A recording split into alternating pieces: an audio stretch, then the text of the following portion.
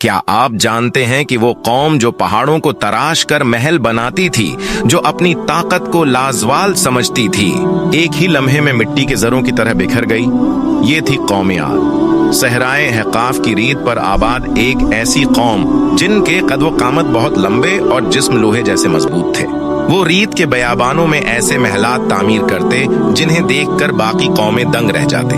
उनके सितून आसमान को छूते थे और वो फख्र से कहते, हमारे जैसा कौन है? कुरान कहता है, क्या तुमने नहीं देखा कि तुम्हारे रब ने आद के साथ किया अर्म वाले जिनके सुतून बड़े बड़े थे, जिन जैसी कोई और कौम पैदा न की गई। अल-फज्र 6:8। मगर गुरूर ने उन्हें अंधा कर दिया। अल्लाह ने अपने नबी हूद को उनके पास भेजा ताकि वो उन्हें याद दिला सकें कि ताकत का असल मालिक सिर्फ अल्लाह है। सोचिए एक ऐसी बस्ती का मंजर जहां इंसानों के कद पहाड़ों से बुलंद और उनके महल्लात बादलों से ऊंचे हों। कौम आद ने अपनी ताकत का ऐसा मजाहिरा किया कि बाकी अक़वाम उनके नाम से लर्ज उठती थीं। वो खजूरों के बागात, सोने के खजाने और काफिलों के मालिक थे। तिजारती रास्तों पर उनकी हुक्मरानी थी। वो रेतली जमीन में नहरें खोदते और अपने महल्लात को जवाहरात से सजाते, लेकिन उनके दिल गुरूर से भर गए। वो कहते, जमीन पर हमसे ज्यादा जोर आवर कोई नहीं। कुरान याद दिलाता है, और आद जिन्होंने जमीन में नाहिक तकबर किया और कहा, हमसे ज्यादा जोर आवर कौन है? हमें सजदा 15। लेकिन अल्लाह ने फरमाया, क्या वो देखते नहीं कि अल्लाह जिसने उन्हें पैदा किया इनसे कहीं ज्यादा जोर आवर है? ये भूल ही उनकी बर्बादी का आगाज बनी। क्या कभी सोचा है कि जब ताकत इंसान के कान और आंखों को बंद कर दे तो फिर नसीहत कानों तक कैसे पहुंचे? हूद ने अपनी कौम को बार बार पुकारा, ए मेरी कौम, अल्लाह की इबादत करो, इसके सिवा तुम्हारा कोई माबूद नहीं, तुम महद झूठ घड़ते हो। हूद 50। वो नरमी और मोहब्बत से समझाते रहे कि अल्लाह ही बारिश बरसाता है, खेतों को लहलहाता है और रिज्क देता है। अगर तुम अल्लाह से मुआफी मांगो तो वो तुम्हें और ताकत देगा। लेकिन कौम आद कहकाए लगाती, कहती, क्या तो हमें हमारे माबूदों से रोकने आया है? हम तेरी पैरवी नहीं करेंगे। खुद जानते थे कि ये जद उनकी बर्बादी का सामान है, मगर वो अपने फर्ज से पीछे न हटे। जरा सोचिए, जब एक नबी अपनी ही कौम के दरमियान तन्हा रह जाए और हर दरबार में उस पर हंसी उड़ाई जाए तो कैसा मंजर होगा। हूद अपनी कौम के सरदारों के पास गए, इन महल्लात के सहनों में खड़े होकर कहा, ऐ मेरी कौम, अपने रब से मगफरत तलब करो और उसकी तरफ रुजुआ करो। वो आसमान से तुम पर बारिश बरसाएगा और तुम्हारी ताकत में इजाफा करेगा। हूद 52। लेकिन सरदार तंज करते हुए बोले, हूद, हम समझते हैं तुझ पर हमारे माबूदों का कहर नाजिल हुआ है, तो हमें तबाह करना चाहता है। ये जमले दिल को जख्मी करते थे, मगर हूद ने कहा, मैं अल्लाह पर भरोसा करता हूँ। अगर तुम सब मेरे खिलाफ भी हो जाओ, मेरा रब मुझे बचाने के लिए काफी है। क्या आपने कभी ऐसी जिद देखी है जो इंसान को अपनी तबाही की तरफ खुद ले जाती हो? हूद ने ऐलान किया, मैं अल्लाह को गवाह बनाता हूँ और तुम भी गवाह रहो कि मैं इन सब माबूदों से बीजार हूँ जिन्हें तुम उसके सिवा पुकारते हो। मेरा भरोसा उसी अल्लाह पर है जो हर चीज पर अख्तियार रखता है। खुद 56। कौम आद के सरदार कहकाए लगाते और कहते, हमारे महल्लात को कौन गिराएगा? हमारे सितूनों को कौन तोड़ सकता है? वो अपनी आंखों के सामने खड़ी हकीकत को झटला रहे थे, लेकिन जमीन वो आसमान का मालिक सुन रहा था और आजमाइश करीब आ चुकी थी। सोचें, जब आसमान पर सियाह बादल छा जाएं और लोग खुशी से रक़स करने लगें, मगर वो बादल मौत के कासिद हों। कौम आद ने देखा कि आसमान पर काले बादल छा गए। वो खुशी से बोले, ये है वो बारिश जिसका वादा हमें दिया गया था, लेकिन हकीकत मुख्तलिफ थी। कुरान बयान करता है, जब उन्होंने उसे अपने मैदानों की तरफ आते देखा तो कहा, यह है बारिश लाने वाला बादल, बल्कि ये वो अजाब है जिसकी तुम जल्दी मचाते थे। ये आंधी है जिसमें दर्दनाक अजाब है। अल-अहकाफ 24। वो लम्हा खुशी का नहीं बल्कि उनकी आखिरी सायद थी। बादल के नीचे मौत की हुआ छिपी थी। क्या आप तसव्वुर कर सकते हैं एक ऐसी आंधी का जो इंसान को खजूर के पत्तों की तरह उड़ाकर पटक दे? अल्लाह ने एक खौफनाक आंधी भेजी जो 7 रातें और 8 दिन मुसलसल चलती रही। वो हर चीज को जड़ से अखाड़ फेंकती। महल्लात जमीन बूस हो गए, खजूर के बागात अजड़ गए और ताकतूर इंसान रीत में दब गए। कुरान कहता है, और आद पर तेज और तंद आंधी भेजी गई जो इन पर मुसलसल 7 रात और 8 दिन तक मुसल्लत रही।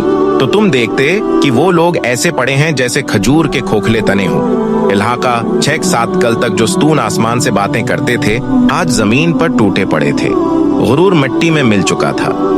कभी सोचा है वो लोग जो कल तक जमीन के बादशाह थे आज रेत के जरों की तरह बिखर गए। कौम आद के महल्लात, सितून और बागात वीरान हो गए। किले टूट गए और सितून रेत में दफन हो गए। परिंदे भी वहां मंडलाने से डरते थे। ये मंजर इंसानियत के लिए अबरत था। कुरान कहता है, फिर हमने उनको दुनिया की जिंदगी में जिल्लत का अजाब दिया और आखिरत का अजाब तो ज्यादा रसवा करने वाला है। फसल 16 हूद और उन पर ईमान लाने वाले चंद लोग अल्लाह के हुक्म से बचा लिए गए और बाकी सब हमेशा के लिए मिट्टी में दफन हो गए। जरा देखिए, एक नबी का दिल जब अपनी कौम को बर्बाद होता देखता है तो कैसा जख्मी होता है।